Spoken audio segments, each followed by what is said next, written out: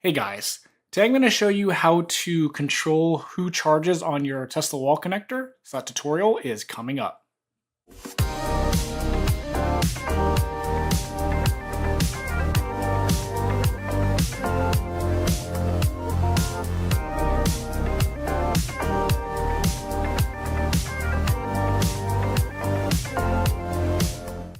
So the scenario kind of comes up where basically, let's say your wall connector is not inside your garage. It's maybe on your exterior wall or something, and maybe you have a shady neighbor who wants to use your charging and charge their car without asking or whatever.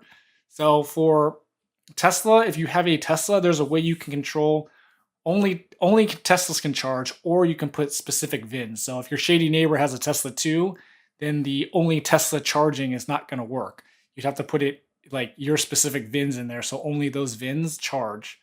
So the way you do that is if you go into the Tesla app, you first need to set up your wall connector in the app. So I have another tutorial on how to do that, so I'll link you in the description. I can put it up on the bar on the right too. So once you do that, if you go to the top left, so you see how it says My Home right now, if you hit that drop down, you'll probably see your car. So you see the Model 3 there? Just hit that drop down and then you hit My Home, and this will come up. Now I'm basically in the wall connector screen because we don't have Tesla Solar. So all you need to do is just go to settings here at the bottom, hit that, and then you want to go to vehicle charging. Once you do vehicle charging, hit access control. And access control is where you can basically control this. So right now I have it set for any EV because we have a Rivian as well. So we hit that drop down.